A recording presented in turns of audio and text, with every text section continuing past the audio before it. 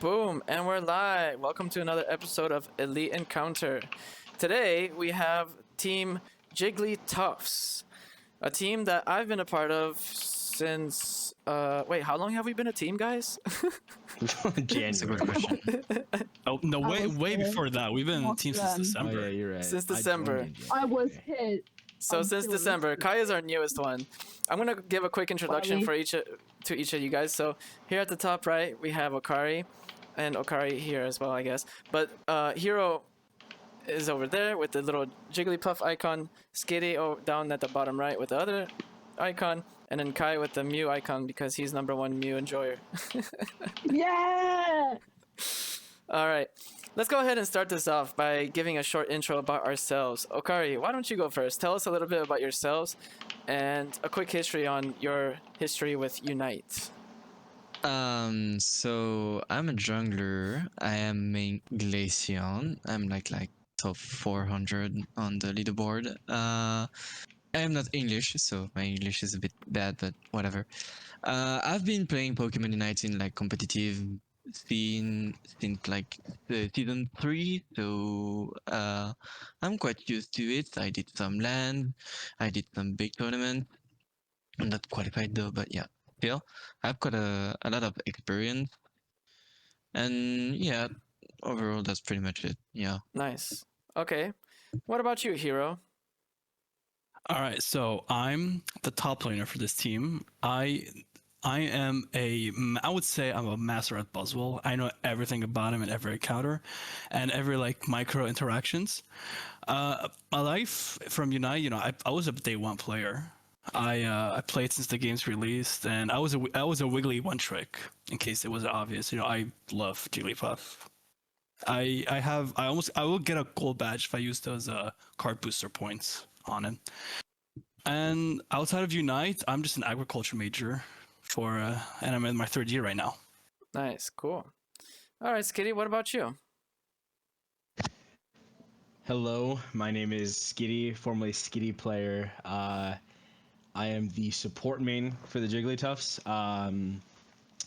I started back in, I think the year after Unite came out, and I was a Gengar one trick. And I quickly realized that you can't one trick a Pokemon that everybody steals. And so I went Pikachu, and then that chain kept going, till I started learning Comfey. Comfey is the first supporter I ever started learning, and it is the worst thing that's ever happened to Pokemon Unite. So I'm the support player for this team. I just love the micro interactions that come with making calls on who to give buffs to, when to give them buffs, when to trick, when to puff, like all that stuff. So I'm not the biggest brand on the team, but I like to big brand. Nice. Yeah, Skitty likes to do the draft as well. He likes to practice a lot of draft. He's also the OG real Skitty bot. No, real Comfy bot.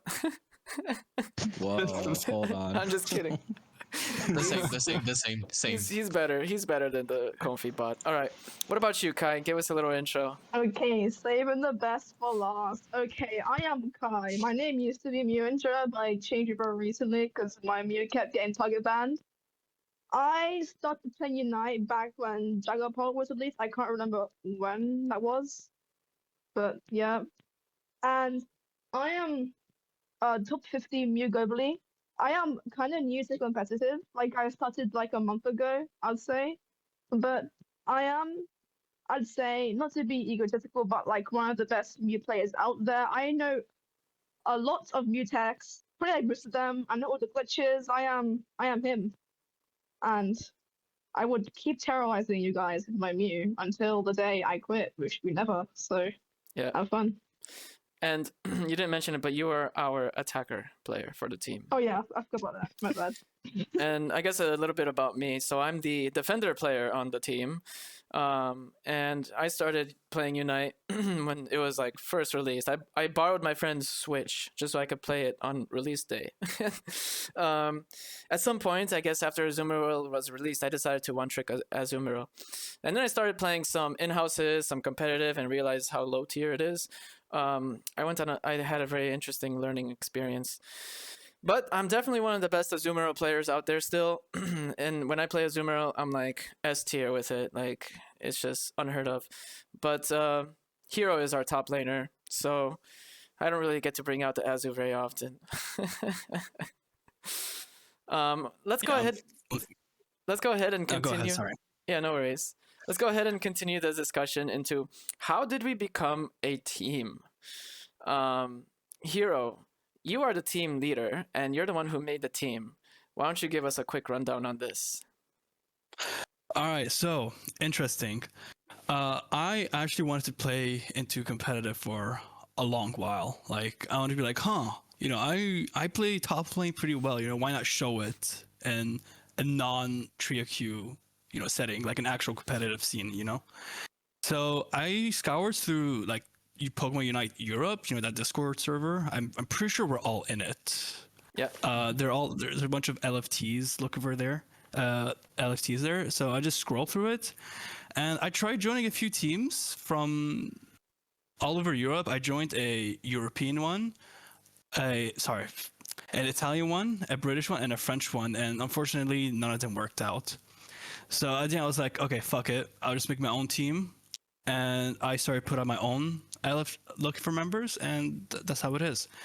I'm pretty sure everyone here DM'd me, or I think I reached only one out. I've talked to one person, but everyone else just came to me, and they're like, hey, I'm interested.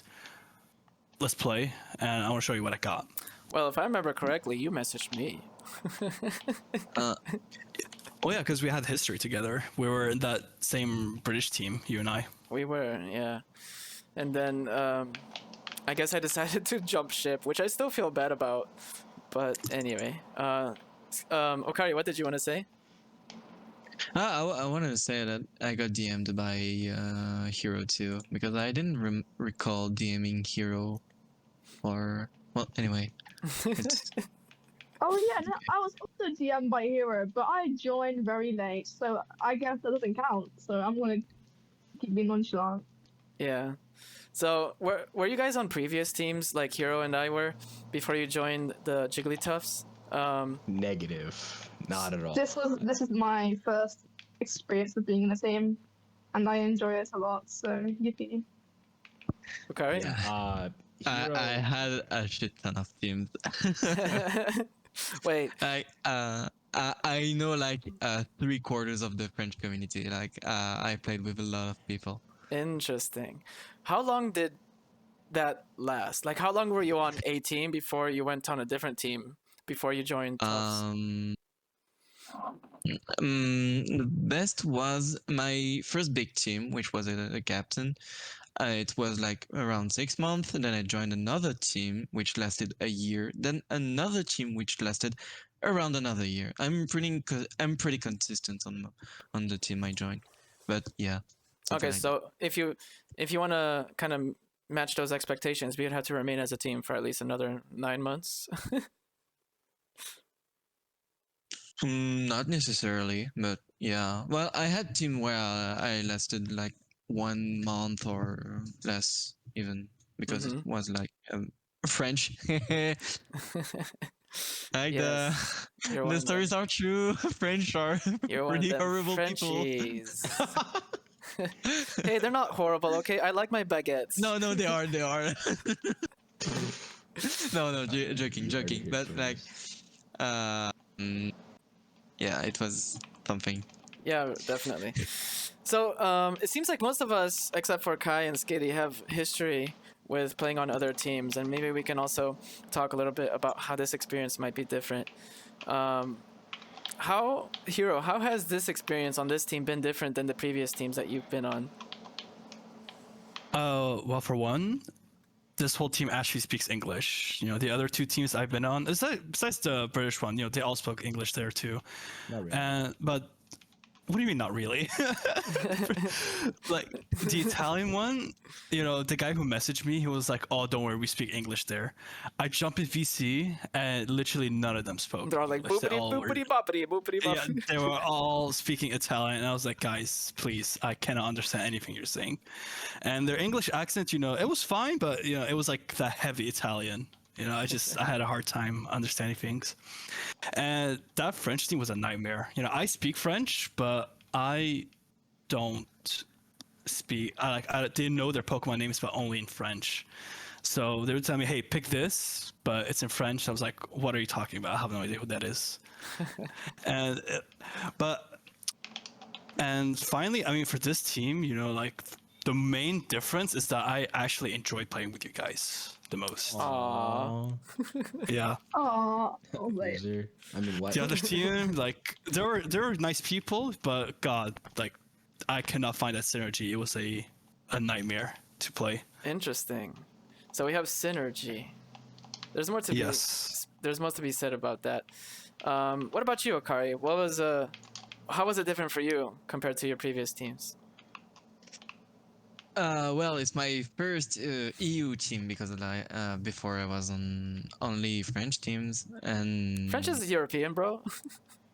yeah, but it was like French exclusive teams. I Like see. they were only French people, and like we know in Fight Club that French people are something because there are rules for French, and yeah, Yeah. it's something. But anyway, aside from that, yeah, it was pretty interesting. The teams I had, well, the main difference is that in the French mindset, generally, can't say that for everybody, but it has a lot of ego. So when you do like feedbacks or something, a lot of people can take it like something bad, and it's really hard to progress as a team in France if people doesn't take feedbacks. And yeah, but here a lot of people take feedbacks, so it's pretty nice. It's pretty nice to play with. So it's nice. It's cool. Yeah, that's definitely good. I can definitely understand because in the previous teams I've been on as well, like when people would give or receive feedback, it wasn't the best experience, and I didn't feel like progress was being made. But here on this team, several times I've noticed when feedback was given or received or communicated in any way, maybe initially it wasn't taken well, but we do know that as a team as a whole, we want the whole team to succeed, and giving feedback, receiving feedback, implementing it is part of the process, even if it's a little uncomfortable. Okay, and now I have a agreed. question for Kai and Skitty. So let me ask Skitty first. How has this experience been for you guys, considering it's your first time on a team? Yeah, it's so I'm actually playing off role, right? So I went when I really was first started playing Unite, I was just so fed up with no one picking defender that I just started playing defenders. You know, Hero pinged me one day. I guess we played it in house together. He's like, "How do you feel about supports?" And I played like 3 supports, like competently at that point. I've been forced to go out of my comfort zone. I think I've gotten way better because I joined a team. I feel like the team pushes me to be better, to care more about this game, because the more I care about this game, even like with decisions the game makes, or like, like random like buffs and changes and stuff that like just what matters is the team, right? And learning to love and care about the team. It's been such a huge experience to like make me A, love Unite more, and B, like fucking care about the research. Sorry, do we have a language rule? Not really. Okay, I'll try to keep it clean. I apologize. It made me care a lot more about the game and about the teams and communications and strategies, and not just saying, whatever, throw eggs on the wrong person, just blitz to whoever. It's been such a great learning opportunity for me, and I love it. I love it here. Nice. Kai, what about you? What do you have to say about your first time being on a Okay. team? So, It's like my first time being on the team. Like I feel like it makes me so much better as a player because before in solo queue, I'd be like, oh, I feel like Pepper Mons. Nah, I'm gonna play this one Mon till I die. And guess what Mon that is? But yeah, like boy, but like I was in like a few Discord communities, but in like one in particular, that one community, right, was like kind of really toxic, and that environment was like, ugh. So like coming in, I was kind of expecting the same thing here, but like honestly, this has blown my expectations by a ton, and this team generally feels so nice to play with because I feel like the people here actually, care about other people.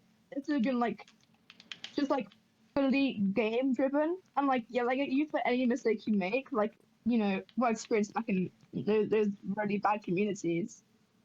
So yeah, I like I can't speak. Similar to what Skitty said, I love it here as well. Happy days. Nice. That's really nice to hear, actually. And I think I'll definitely agree. I think, we've come a long way as a team because even though we haven't been playing together for a long time, I feel like I've seen a lot of improvement. And surprisingly, we've actually been able to make it quite far with our competitive journey. Like, we've qualified for the last hit league tournament. I mean, we're currently dead last in that tournament, but that's besides the point. But we qualified. That's what We matters. We qualified. Yeah. We qualified. I mean, we did qualify, but only because another team got disqualified, and then there was space for us, and then we got chosen. But anyway, We don't talk about this. I'm just trying to be transparent. Okay, we're not the best team, but we're making improvements. We're making progress, and I think Yeah. we're all learning a lot. Let's talk about that. Like, what has been your biggest learning lesson from being on this team? Let's go ahead and start with who wants to volunteer. Anyone want to volunteer? Oh, I actually have Yeah, a lesson. me. Okay, Skitty, go for it. Oh no, Kai got it. Kai, Kai, you got it. Kai, go for it. Okay, bro. Okay.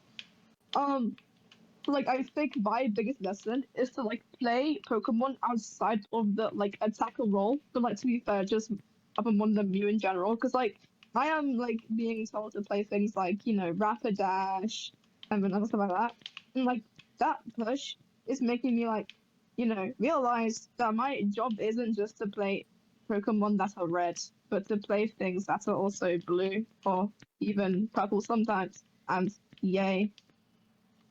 Okay, nice. Skitty, what about you?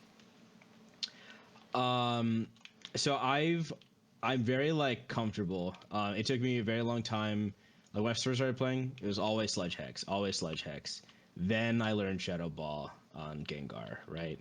So it's sticking to one thing and not being flexible has just always been how I did it, right? So Scald was bad. Nope, still kept playing Scald on Slowbro. It didn't matter. At one point, it just didn't matter to me what was good. It just mattered what I played, right? If I play Sableye, I want to invade. Well, it turns out, if you play Sableye in lane, you can do a really good job of keeping people off your flimsy top laner until the entire team arrives to like four stack top, or even like now, man. I almost don't even want to play Portal Hoop anymore because Trick is just a lot more fun. Like learning to be flexible and like going outside of my area of expertise. So I think Kai and probably have a similar lesson here is that like it's not about is learning to love what the team needs rather than just like playing what you always like playing, because like winning is also fun too. I mean, it is a competition, and the point is to win, right? What about you, Hero? we do win. What has been your biggest learning lesson from being on this team? My biggest lesson is that losing sucks, and it's something that we have to experience, unfortunately. And Yeah, my expectations were like really high. Like, oh, dude, we're gonna decimate. I'm good at my characters. You're good at your characters. Skitty's good at his characters. So we're just gonna steamroll through everything. But unfortunately, these were unrealistic expectations. So, and then we lost. I was like, okay, maybe I should tone down just a tiny bit. But hey, I mean, at least from these losses we're learning, so that's something I appreciate. Interesting. You know, I think that your lesson there kind of it's good because it tells me that you're like you have high expectations, which I like. I set high expectations for me and the people around me, myself. But there, you know, you have to be optimistic. Okari, what about you? What's your biggest learning lesson? My biggest learning lesson was to be more of a dynamic player. Like, okay, I know my stuff, I know what I do, but I should think more about like what's happening on the other side of the map and try to play more around the mistake of the people. Like it's not team. I didn't learn a lot of things team wide. It was more of a personal thing. And yeah, it was thinking not what I should do better. It's more like how I can turn the mistake of my opponents into breach that I can exploit. Mm-hmm. Something more like that. Yeah, yeah. I also learned a thing or two, and I think the biggest thing I learned is how to better handle, how to better read and interpret the team dynamic. Because one thing I like to do is I like to play unconventional builds, and it's always a struggle. You guys can probably attest to this, but I can say that you guys don't enjoy it when I play unconventional builds, even though I still believe some of them are quite good. However, I've learned to accept that it's better that the team has a good mental so that they can perform well, regardless of how good it is or how much I believe it is to use an unconventional build. Because if you're playing solo queue, you can't really read the team that you're playing with. You're not communicating with them like we are with voice chat. But when I'm playing with you guys, you definitely voice your concerns, and I can feel it. And I've learned to understand your playstyles, where I can recognize when you're playing well and when you're not playing well. And that could be attributed to maybe me selecting something that you might think is suboptimal for that situation. Okay, Tough, tough. Take me off. what the heck? Yeah. Chris knows our build. Hey, I like my unconventional builds, okay? And some of them do work. I still believe it. I do still believe it. Okay, next question I have is biggest highlight from being on this team. What is your biggest highlight? You know, maybe a moment that you really appreciated, something that really sticks with you, something that you're not gonna forget very easily. Who wants to go first? Any I have volunteers? a question. Like, what does that question like mean? Like, think about maybe a specific moment where Oh, something that really stuck with you in a good way, like a highlight. Like maybe a moment where we had really good synergy, or a moment when we just had like a heart to heart discussion, feedback session, I don't know, VOD review together, something that really, really stuck with you. I'm gonna be so for real. I have the memory of a goldfish. Okay. For me, I would say it's all the opportunities I've had to learn my favorite character in the game. So Sableye, love the little boy. You know, he's my son. I have a Sableye tattoo. I'll let him show it at some point. It's my favorite thing in the world, and like learning how to draft so I can play it. You know what you can keep open, what you can't keep open, what you like first pick to ensure that you know you're not throwing by grabbing Sableye into a team with like 5 unstoppable Pokemon on it. Like it's been a lot of fun learning how to play this game better just so I could play my son in ladder and in comp, and every time it's come out in comp I don't know. It's felt great, and I love it. Okay, nice. Okari, Hero, do you guys have anything to add? Biggest highlights? I got something if Okari doesn't. Go ahead, go ahead. All right. So my highlight is not really like me specifically. It's like just the fact that we as a new team, barely any experience, we got sixth in the last hit league qualifications. That's actually insane to think about. We barely play for like 48 hours together as a five, yet we still got that high replacement. That's still something I think to this day. It's just crazy. It is. I want to go into more detail about that, but I want to let Okari answer about his highlight. What do you say, Okari?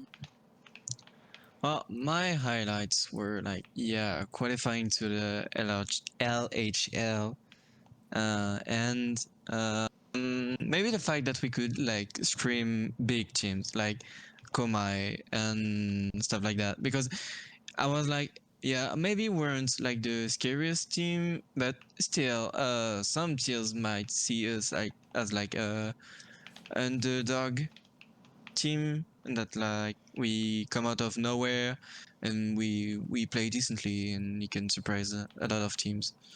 Yeah. Yeah. I would agree. I remember when we did that scrim with Komai. I'm not sure if they played this way because they had another big tournament or not, but it seemed like to me in the first match they were like casual, like they were just like, okay, let's see how they do.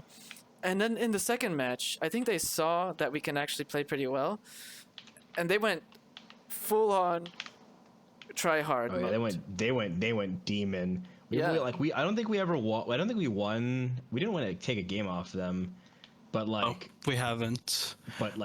did we fight for it? It was never 0 goal zones for 4 of theirs, no scores gotten on our side. They're up 1,000. It was never one of, it was up 1,000. They got 1,000 points after they took the objective. When it's free to score. So Yeah. we put up our hands and fight. We might not always win, but we never go down dying. Definitely. And I think that's what's interesting to me because I felt that kind of energy from enemy teams that should be much higher, significantly higher, next level caliber compared to us, considering first of all, how much experience each of us has in competitive Unite, and second of all, how much experience we have as a team. And the fact that we even were able to achieve what we did is, I think, a big deal, like what Hero said.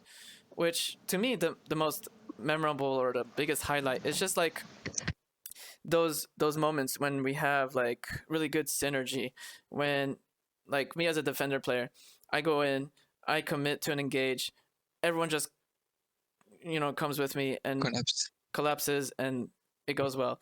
Other times, one of the other learning lessons I have is that I play too aggressively, and I have to keep in mind where the team is so that I don't commit to an engage and nobody's around me. I want to expand a little bit more. You make Trick better. You make Trick better, Phoenix. Don't worry about it. Yeah, maybe that's why you like Trick so much. Come back. Yeah. I want to expand a little bit more before I go on to other questions. But why do you guys think?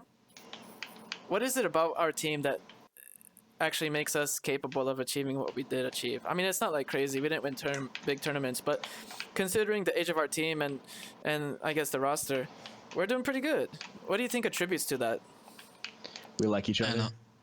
Yeah, I have 3 factors in my opinion. We like each other's. We put our ego aside, and we are confident.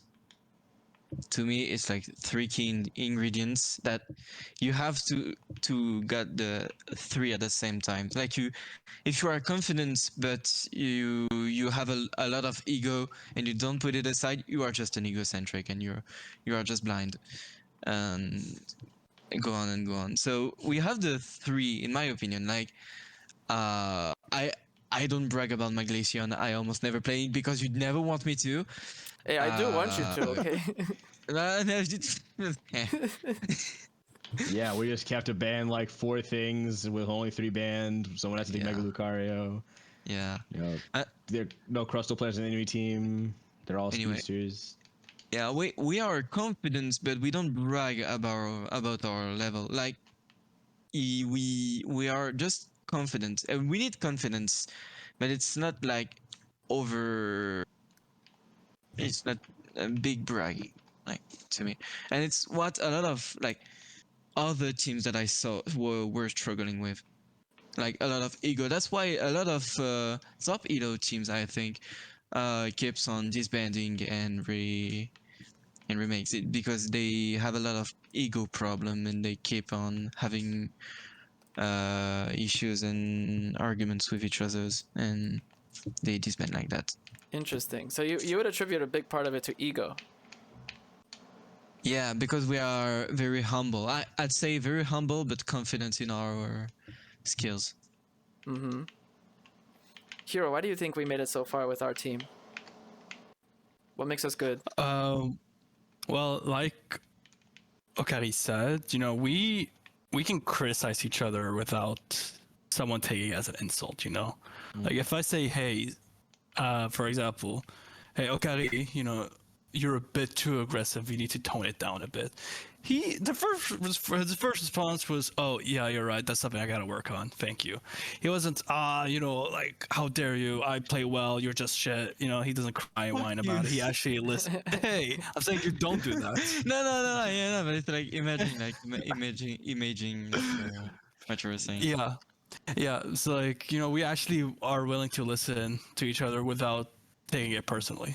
And I hope everyone knows that whenever someone criticizes someone, it's not to be mean. Yeah. Definitely. We might be one of the one teams in EU where we actually all like each other.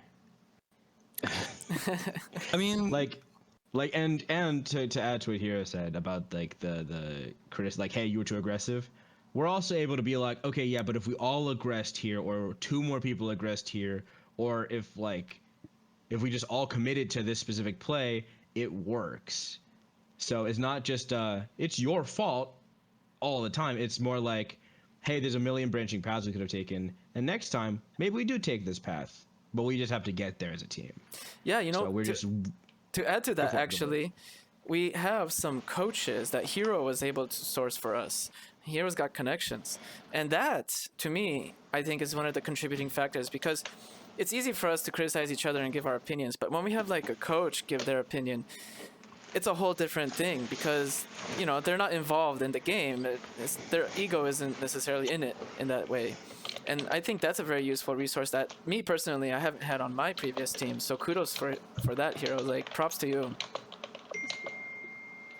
yeah, I have all these connections because, like, I played Unite for quote unquote fun. You know, I was in a bunch of servers that were friend made, you know, kind of like mine.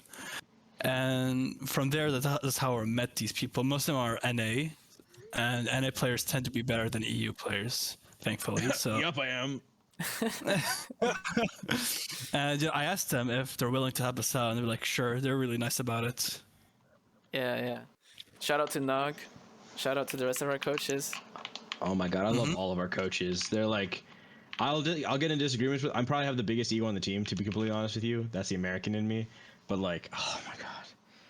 At the end of the day, like after I've let the ego settle, just giving it up and just letting them be right, it just feels so good to play like the way they told you to next time.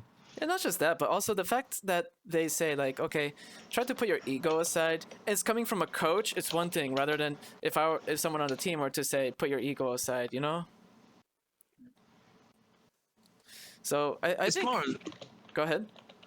I was about to say it's more of the other way around. It's not like put your ego aside. It's like you get more confidence.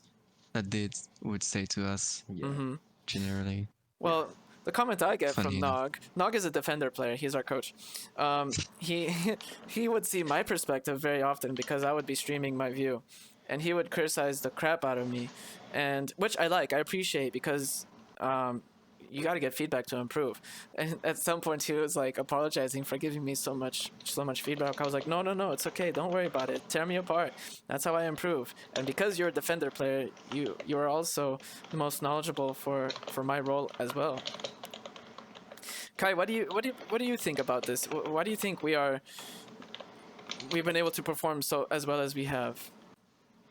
Honestly, I haven't got much to add other than one thing. And this singular thing really only really applies to me, but like the fact that y'all aren't screaming at like each other and me when like any of us does anything wrong, it's very nice because like because like what I've been noticing, like most in houses, whenever I do something wrong, at least one person is guaranteed to start like yelling at me for it. But here, it's very nice. No one screams at me, and I can play to my full potential, knowing that like no one really is like judging me too heavily, so like I can get that stress out of my head and just focus on the game. Yeah, that's definitely Yeah. true. I've been in some in-houses matches where people tore me apart for making small mistakes, and I'm just like, okay, I get it, you want to win, but like, take a chill pill. How would you guys describe our team dynamic? Like siblings, to be honest. So I didn't grow up with. It's like a lot of it's like sibling rivalry, like a little bit. Like we have each other's back, but at the end of the day, we love trying to outdo each other. You know, like like on the win screen, if Kai has like 8 kills and 130,000 damage, he's gonna look at Mega Lucario and be like, "Oh, only 90,000 damage, huh? Mm-hmm. You really up there on the tier list? Yeah, yeah. We love competing to do the best on the team, and I think it contributes to why we just love fighting for each other. That's all. Yeah, I would agree. Anybody want to add something else? Kira, what do you think about our team dynamic? How would you describe it as our team leader? Honestly, the best way I could say it is like we are 5 coworkers working for a boss that we don't take seriously, that we dislike. And who's the boss? Who are we not listening to? Unite, big Unite. That's the boss. Big Unite. That's funny. Heard of Big Pharma. Get ready for Big Unite. Yeah, I think you guys did a really good job at describing the team dynamic. Really, we are kind of like siblings. I have one. Yeah, go for it.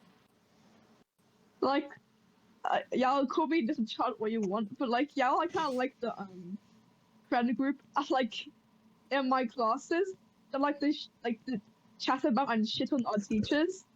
Like I don't know why, but like y'all give me off that energy. And like, oh yeah, this teacher's like super duper like blah blah blah blah. Like yeah, that's the vibe y'all give me when I talk to you. It's like What the heck? Yeah.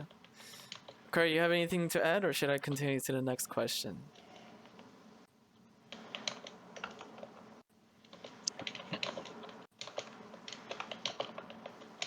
Ooh. Nothing to add, Okari? Or are you thinking? Well, yeah, I was thinking, no, I don't have much to add for now. All right, let's go ahead and move on to the next question. So, in order for us to actually get to the next level, I think it's important to also think about, areas of improvement, what's holding us back, that sort of thing. So the next question I have for you guys is, in your opinion, what do you think is holding us back? What do you think would be the one thing you could point to that is holding us back the most? Dynamic macro. Yeah, we struggle with macro. I can agree with that. We're very good at our characters. Like we know Trick Hoopa does this, and we know Mega Lucario can do that, and we know Phoenix can play any tank, and all of a sudden it's like we're just engaging, we're getting in there, and he's getting picks. But then, like, okay, well, how are we positioned in the pit to play off those picks? And is Skitty close enough to Okari to give him a speed boost so that way, they're maybe not in the right spot, but they will be in like half a second. It's the tiniest details that make the biggest amount of problems for us. Yeah, I would agree. I think our team dynamic is fine, but I think being synchronized in those really intense moments, we need to work on finding a way of improving the way we make decisions as a team as a whole.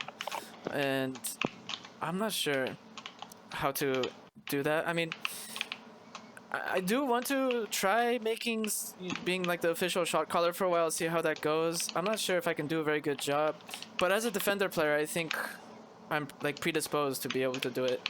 Same thing if Skitty as our support player, because I think the support and the defender player should be shot callers, right? Yeah, I think the way it was described is that like when we're in that pit, for not every fight, right? So it's like if it's like random objective fight, like okay, especially if you're on like Portal Super, right? Like it's super easy to shot call. But like the second it's 2 minutes, and it's like we lose the game or win the game based on whether we can defend this objective or kill them and take the objective, then that's when it falls down to the tank. And I think that we're just like not following up on the play fast enough. We're like the call is just not understood as well. Even if you're giving a good call, it's just like not clicking for us for some reason. So yeah, I mean maybe we just gotta get to the point where it's just you call every fight. Maybe. Every fight, not just Ray, and then that lets us get used to just he's right, he's wrong, and even if he's wrong, we all died together, and like we listened. That's the point. We listened. We just gotta get to the point where we just listen. I think this is where I gotta give kudos to Hero, because as the team leader, typically a team leader would be the one that's might feel like they should be making shot calls. But something I like about Hero here is that, well, you didn't necessarily just take up the responsibility of also being the shot caller. You allowed other people to take up that responsibility and try it out too. So shout out to Hero for that. Yeah. I was told well aware way before I recruited you guys. They told me, coaches Nog, for example, he told me either the defender or support or sometimes jungler should be the shot caller. That's they made that very clear to me. So I was like, I'll just pass the mantle to you guys. Nice. Yeah. I think that's also a practice of putting down your ego, because some players would not do that because they want their ego to be fed. They want to be the ones making the shot calls and feel good about the decisions that are being made, And maybe the difference here is that you had access to those coaches, which is a big plus. And that's something I could improve on, because before I even started trying to play competitively, I wasn't in any Discord communities at all. I was just like, at some point, I kept on getting top 10 ranked in like every season. I was like, all right, what would be the next step? Like to actually participate in a tournament and to win, because getting top 10 ranked, top 10 global ranked every season was starting to get boring. I got hooked on duo queuing. And then I couldn't play solo queue anymore. And then I got hooked on 5 stacks and I couldn't duo queue anymore. So at this point, if I don't play for a team, I can't play Unite. It's just as simple as that. So wait, you're saying that playing on a team ruined the solo queue experience? Why would I ever want to play solo queue when I could just meta abuse with my whole team and we all just like make gorgeous calls and win the game by 2 billion points? It's so much more fun to just steamroll people who think they're good. Mm-hmm. Or run into people who are really good and then still do well into them. Yeah, definitely. So what would you guys say success means to you when it comes to this team? Can I? Yeah. Oh, so like what I think success isn't necessarily winning. Like I think it's like, what's the word, like like seeing a big improvement from like how we were playing, let's say like a month ago compared to now. It just is such a good feeling, and like it's worth way more than like any city victory could ever be worth. Like milestones and stuff. Yeah. Yeah. Yeah, I would actually agree with that, because I think it's not about the destination, it's about the journey. And as long as we're able to compare ourselves to how we were performing and improve, then we are making progress in a meaningful way. And that to me, I think, is success. It's not necessarily about being successful and winning a tournament once. It's about improving and having multiple smaller successes. What do you think about that, Hiro or Okari? What's your definition of success here? Um,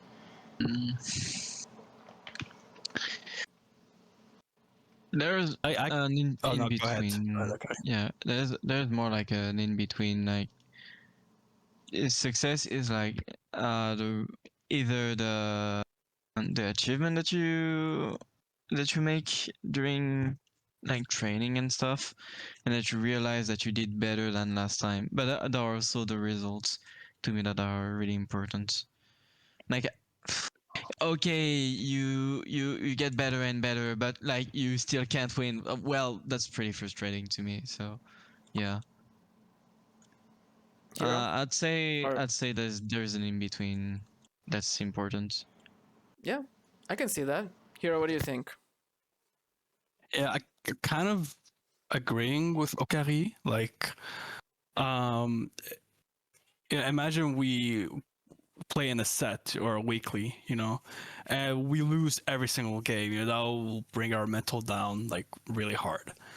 But at the same time, if we like look back at our VODs and then you notice something new about how you played, they're like, oh, I played it differently and I played it really well.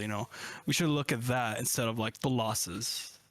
We could learn from the losses, but at the same time, we can learn from all the mini accomplishments that we've gotten. Yeah. We gotta take the good with the bad and the bad with the good. Definitely. They say that you can learn more from your losses, which I agree with. But I think if we're not learning from our wins, then we're going to eventually plateau, because there's also another saying that you're lonely at the top. But if you want to remain at the top, you got to be able to adjust, adapt, and, change your strategy if necessary, because the meta does change. The tier list adapts, and you have to adapt accordingly as well. Okay, now I want to get into some deeper questions, with the first one here being, what sacrifices have you made, or what sacrifices should you make to take your gameplay to the next level? I'm going to go ahead and go first, just to kind of give you guys an idea. But what I've done essentially when it comes to this is I've been playing a lot of MOBA games forever, since like the inception of this genre with Dota 1. And so I've tried them all out. I experimented a lot. There's this book I read called Range, and what this book essentially said was that you have to, or not have to, but there is one strategy where you can go through a testing phase where you try out all these different things in that category. So like if you are an athlete and you want to be an Olympic athlete, instead of just starting out with one sport and doing only that sport until the end of time, it's better to experiment with the different sports first, see what vibes with you, and then commit to doing that. Because then if you enjoy a specific sport more, you're more likely to actually perform better and commit more time to doing it. And I read that book after I even did this, so I was like, you know what? I did experiment with all these different games. Maybe it's time I just commit. And that's what I did. I essentially stopped playing any other game. Literally. Like, the only game I play is Pokemon Unite. Sometimes I occasionally play some other games, but nothing competitive. And so I've essentially sacrificed playing any other video game and only play Unite. And on that note, I don't spend any other time watching TV. I don't have any TVs. Like, I actually have a TV in this apartment, but I've never turned it on for the whole year that I lived here. I don't watch any TV. I optimize my time, like, religiously.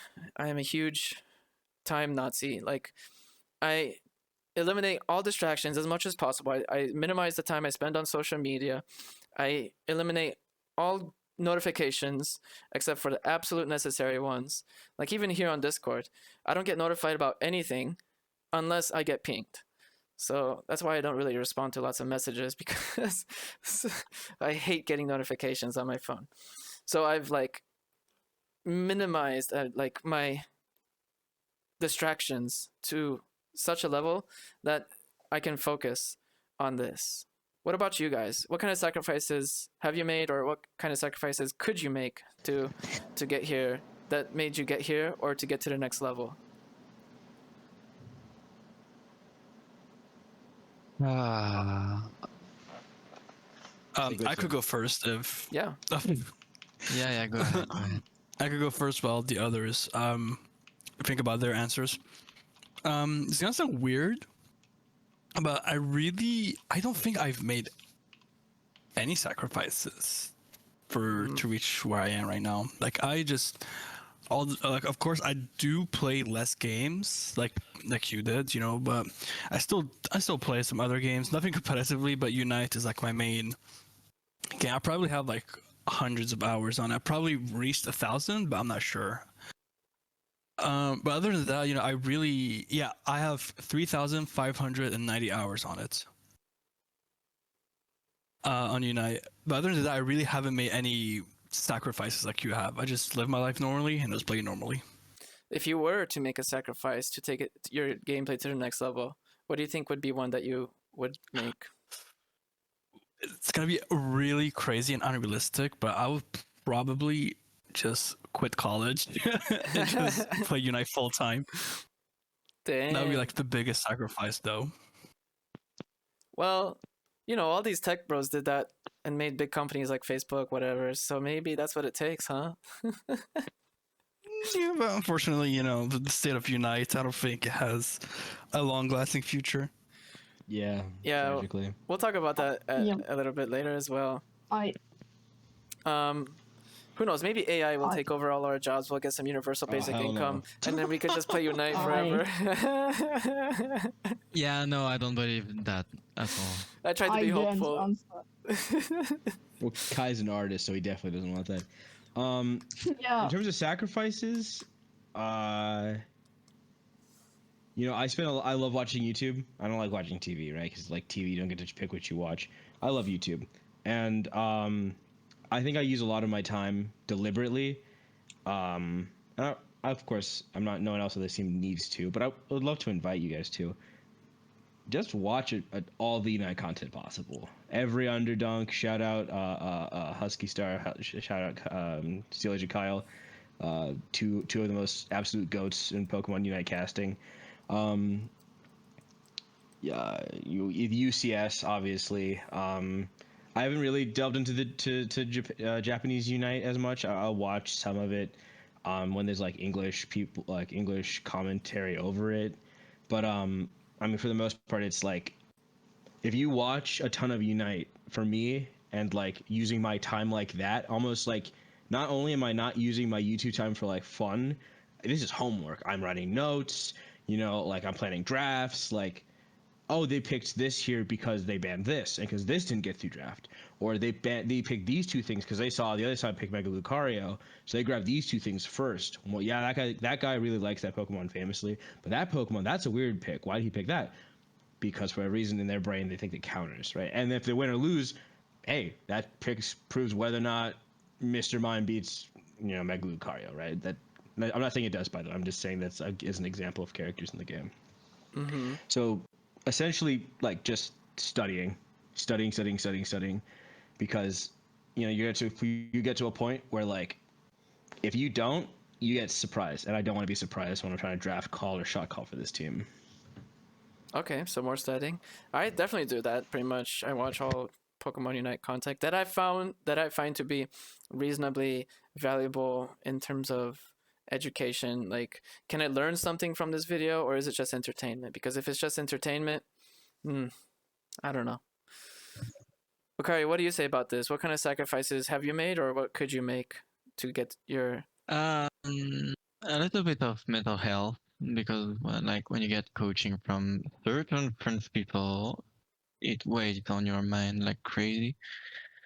And other than that, I'd say a little bit of my study life. Like I was in high school, and I did like half of my high school years playing Unite at the same times, and it almost cost me like a year of my life. So yeah, I worked a lot, and at the same time, playing Unite while being in high school helped me a lot because I was able to combine the two and create things Unite related while working. So yeah. Nice. So yeah, a little bit of studying, a little bit of mental health, but that's all. Not that much. Nice, nice. Okay. Kai, what about you? What do you think about sacrifices that could be made or Okay, you have made? it's very similar to Ukari, because like the Unite, because I care a lot about the numbers on like my profile. Like, oh my gosh, my roommate so low, and I spend like the next like 10 hours trying to get it better just to make it worse. And like, it's just like this constant like, I put the term, just okay. I forgot the word, but whatever. Like I just constantly find myself just in this constant circle of like playing the game because like Unite does make me happy sometimes, right? But it also can make me really drained sometimes, and I just find myself playing it even more, trying to remove that drained feeling, and I just keep stacking up. But like mostly the game is a way for me to cope. But like I sacrifice that, and then I also sacrifice my sleep a lot for this game. I find myself playing it to like insane times because like Mm. I feel so determined to get better. Because like I I feel like sometimes because I tend to overthink a lot that I am not good enough to being competitive. So like I spend my time. Oh yeah, and also just I guess school time. I guess, but I mean doesn't really matter that much yet. So oh well. And So if I could sacrifice more, I would sacrifice. I don't know. Yep. so I wanted to add, when it comes to like mental health or even physical health, I think we should all be careful about that because when I used to play League of Legends back in the day, I was in college. I played way too much League of Legends. My grades suffered. I almost lost a scholarship, and then I quit cold turkey, and everything resolved itself. I kept my scholarship. My grades went back to what I needed it to, etc., etc. And after I took a break, I realized, well, two things. One, my reaction speed suffered, and I wanted to continue having good reaction speed, so I needed to find something that will exercise that skill. But two, there are specific moments when you can perform at your peak. And to kind of help you understand what I mean is essentially like when you are able to think fast, to think clearly, to make good decisions, when you have lots of willpower so that you have the energy to make good decisions. Because in my experience, I've noticed that it coincides really well with like how productive I am. Because I have lots of projects. I work pretty much, there's no set work schedule for me. And that's interesting because in that regard, before I start working on something, I think about, okay, is this a good time for me to work on this task? Am I going to be able to be efficient and productive? Like, am I in a good mental state to do that? And that applies to Unite. So I've noticed, at least with me, my performance, I wish there was data to back this up.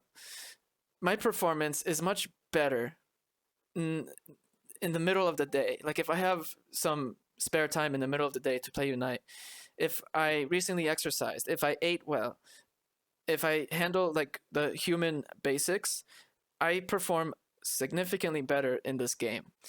And I think that's a trap that is easy to get into because of the way this game works, how it tries to tickle your endorphins to let you win.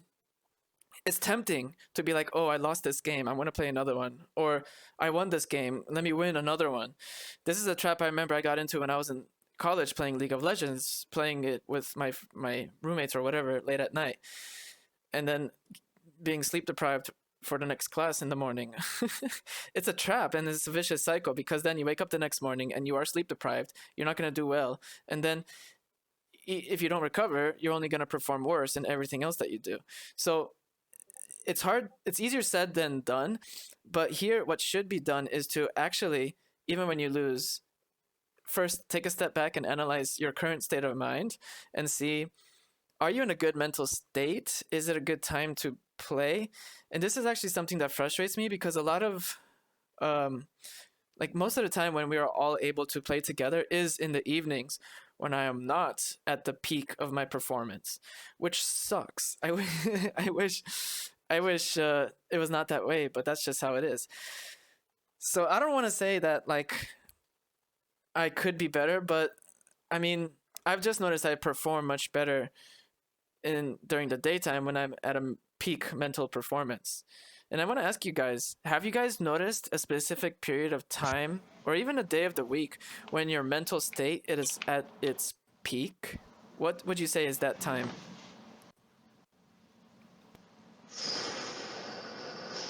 Okay, so I get off. So the way my job works is it's early every day essentially, and you release when you release.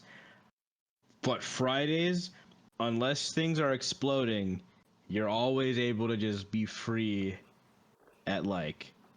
So like I feel like the best part of my day is Friday at like noon, because I know in an hour I'm cleaning my workspace, and then afterwards it's early release. So those Fridays, and I wish more of our LHL matches were Friday, because Friday into Saturday I do not sleep well. No, because why would you? It's Yep. Friday night. But if we're gaming Friday night, I'm telling you, Peak Skitty is a Friday night gamer. Okay. Okay, okay. What about the rest of you guys? When's your peak? Come on. Yeah. Okay. I am the kind of person that like really plays to like my peak, like during either Friday or oh my god, or Saturday night. And before you say after the night, you can't perform like that. I'm the kind of person to take like a ton of naps during the day. So like most of the time I can like, you know, I okay, I'm just not tired during this time because I just take it up. It counts as I cannot speak. I don't know why, but yeah, you know what I mean. Yeah. Okari, Hero, what about you guys? When is it your peak performance period?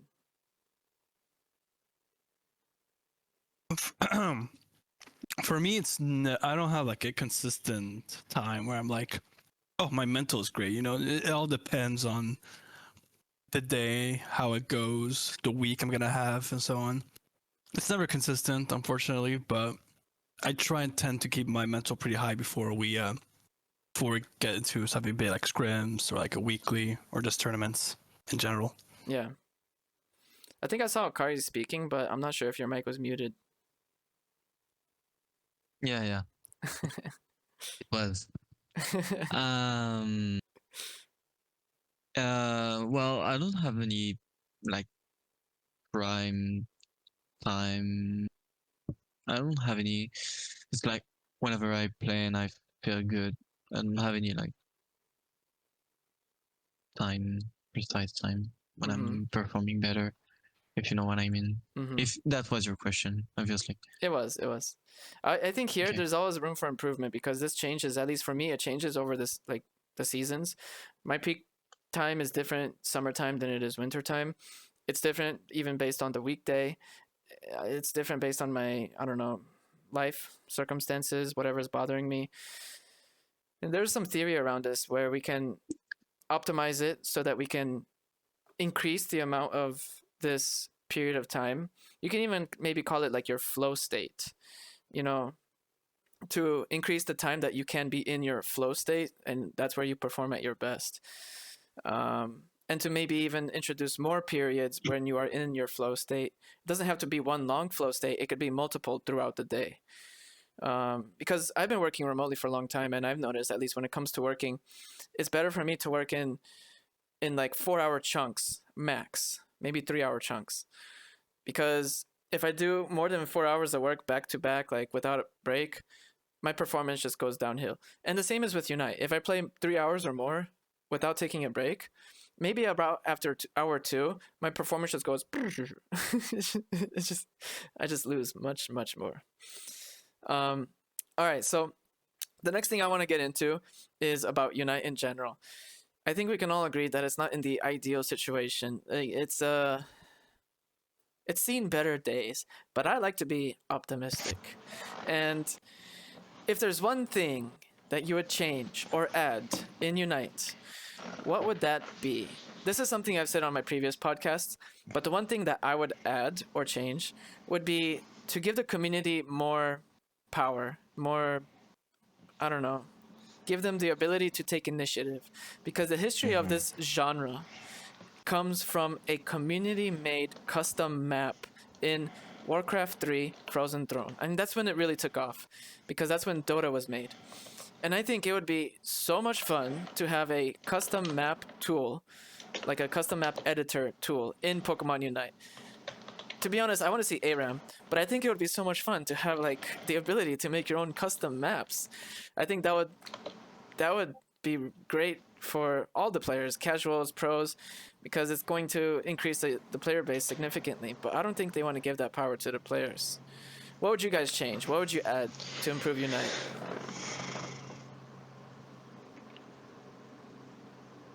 Like, I know the meme answer is you just take Comfy out of the game, but like, there are. It's so hard to say. It's like Oh, I know. Like put back the EX that's a good one. That's a great one. restriction. Yeah. Wait, you Because, want like, if you're EX playing- restrictions? Fuck yeah, no more Lucario, Mega Lucario, Mega Gyarados, Mega Station. Yeah. Fuck this shit.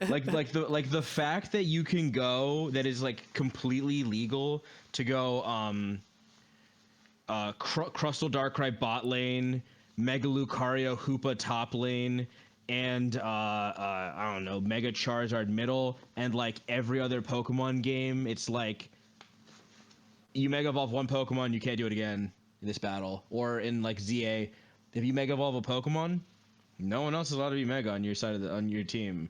And for whatever reason, like the way this game is coded, it's like, okay, but what if we put 2 Mega Mewtwo's on one team, 3 Mega Charizards, the other side has 2 Mega Chars, 2 separate Gyarados.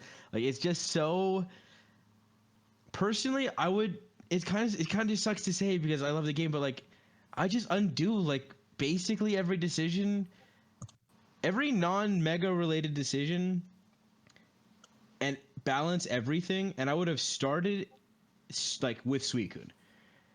Like, if you wipe the game, if you make the game 10% easier, or nerf Pokemon like 20% starting from Suicune, and you just like increased it little bits, not like 20 to 40, but like 20, like by the end of the year, like they're 25% less stronger. We're not gonna have a situation where Hydro Cannon Empoleon is releasing that it can one-shot Rayquaza from half, or like Mega Lucario gets instant, like has literally 0 cooldowns, and is like, I mean, it still has 0 cooldowns, right? But like, they released the game in such a way that like, I would just undo all their decisions. Really, I would just undo like all their decisions leading I up don't to. know if that's one thing. That's like a lot. But like, it's so hard to pinpoint. Okay, one thing, Megas. Okay. Just no Megas in Pokemon Unite. There you go. Just take them all out. Okay. I liked Wakari's idea as a solution to that. Just give him the EX thing, bring back the EX thing, and there you go. There's only 1 Mega per team or whatever. Hero, what would you change or add? I am a firm EX system believer too, believe it or not. Yeah, we're on the same I page, guys. really like the EX system. Like, would you rather deal with Suicune, Darkrai, Mega Luca in one team, or would you rather deal with one of them at a time? Yeah. You know, I thought so. I found it really good too, because all the like legendary Pokemons had that EX title, and I was so hyped because finally a Defender EX was going to come. And then right when Ho-Oh was about to drop, they were like, you know what, no more EX, whatever. They had an EX attacker, they had EX all-rounder, they had EX, wait, was there any EX speedsters? No. No, they did. There was none. But It still, was all rounders. It was two attackers. Mewtwo Y. Murata Mewtwo Y, and then Oh. Hoa was a tank. Was the only tank. wait, Zacian was EX too, right? Yeah. Yes. Zacian Mewtwo X. And I want to say that's it. Mm-hmm. Darkrai. The only reason that they removed it was because they didn't want to have to make Darkrai an EX Pokemon, because Darkrai released weak, and then they buffed it one time by accident, and then all of a sudden it became like you banned it every game or else you lost. Oh yeah, I guess if there were to be a Speedster EX Pokemon, it would be Darkrai, right? Yes. Yeah. Yeah. Yeah. Okay, 'Cause what- when Darkrai released, it was a 6/7s. Oh my god.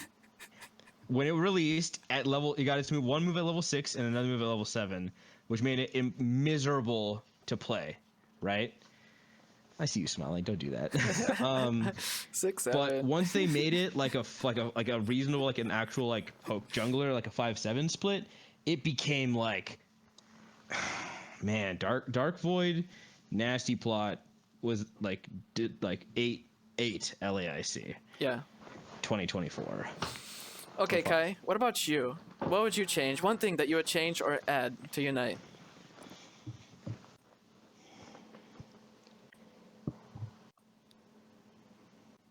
Kai, are you there? We lost Kai. Huh? Oh yeah. Kai, I was just. it's okay. Kai, tell me one thing that you would change or add to Unite. What would that be, in your opinion?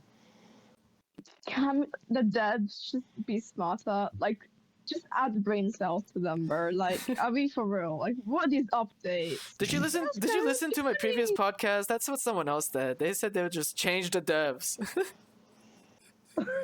No, actually, I'm not the kind of person. Oh my fucking god. But like, bro, what are these changes? Come on, guys. Let's go on the journey. Oh yeah, It license changes was, in they progress. said. Yeah, maybe one day I'm gonna be able to get a dev here on the podcast, and that would be amazing, wouldn't it? Yeah. All right, last question. What is your Last question I have for you guys. So speaking of getting someone else on the podcast, the last question I have is, if you were to shout out one person that you think would be great here on the podcast, not just anyone, but someone that you might know, someone that's within your network, who do you want to shout out? Who would you shout out? Okay, they aren't in my network. Like, it's kind of funny, but like, imagine if you somehow got Gotlu in here, bro. It'd be peak. I did have Gatlu, bro. Did you? When? Like 10 episodes ago or something. Well, let's Buddy get him does again, not bro. watch the show he's on. Bro, what the heck? Go watch that Let's- episode. I But beat let's you get to him it. again, you know? Let's get him again.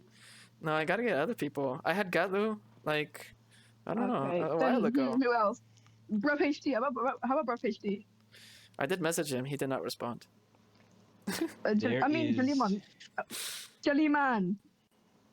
Okay. Okay, One shout out. You already had 3. Skitty, what's your shout out? there's a Pokemon Unite content creator. His name he goes by Valor Bear on Twitter.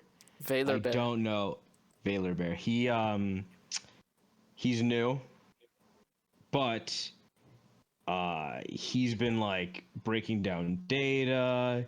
He does like an analysis stuff, and he wrote part of a like synopsis doc that went over like the methodology for giving certain players from certain regions prizes based on like damage, and he's responsible for like a whole bunch of like data compiling and like writing portions for that. And I really think it'd be interesting to like, especially because he's new. I don't know, a little bit of a sit down chat. This is my shout out. I'm not just saying that because he liked my my going away posts on Twitter, but yeah, cause I was Husky or Steel Agent Kai. I was like, okay, there's more casters. Everyone's got to hear from the casters eventually. And I was just like, oh, okay, well this is a new guy. This is a new Okay. guy. I'll definitely reach out to Valor Bear. Hero, who do you want to shout out? Low key, even though I don't know them that well, I want to shout out Lordy. I don't know if you guys know him. Lordy? Yeah. He's the owner slash head TO of Underdunk. He's like, it's Underdunk's like, you know Lopole's Weekly, right? Yeah. Yeah, imagine that before the NA scene. Like every 2 weeks, I think, it was like he hosts like a big ass tournament and lots of NA teams join. W here. And yeah, and he's like he's like the community ambassador too of Unite. Cool. Okay. And he's good friends. He knows Nog and like others. And I just want to shout him out too because if it wasn't for him, I don't think Nog would be playing competitively either. Wow. To be honest, I'm surprised you didn't say Nog. Well, I mean, like, come on, we already mentioned him a lot of times, so You would lose this podcast. His silky voice would just ruin you. You could have no other guests on. He sounds like Goofy, Club's awkward husband, voice. but like he's good. And You hear that, Nog? Love you, If you're Nog. listening to this, we want you on here. yeah. God, please. Okay. What do you say? Who's your shout out?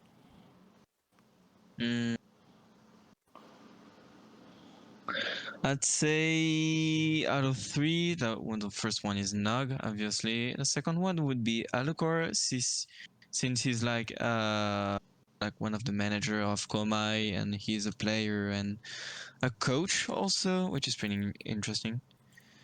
The third one would be Yuitsu, which is also one of the coaches of Komai. He did a lot of tools, and he's like one of a big math core player. Like he relies a lot on statistics and stuff. It's really interesting. I learned a lot from him. And one last would be like Circa. I don't know if you see who I'm talking about. Circa. Is it spelled The CIRCA? Yeah. It's the lead developer of UniteDB. Mm-hmm. Oh hell yeah. Who I'm currently talking with about my project. Nice. You know, that seems really fun, yeah. actually. I would love to have them on here. Yeah. Can they hang? Well, I'm not really sure if they would be down to, but it would be pretty funny too. Not gonna lie. Definitely. Yeah. All right, guys. Let's go ahead and finish it off there for the podcast. This was the JigglyTuffs team podcast for Elite Encounter. Good job, everyone. I appreciated it. And let's go ahead and finish it Call it a day. with some. oh god. I got you. But I'm the best celebration. You can't beat me. You can't Oh, beat me. I'm sorry.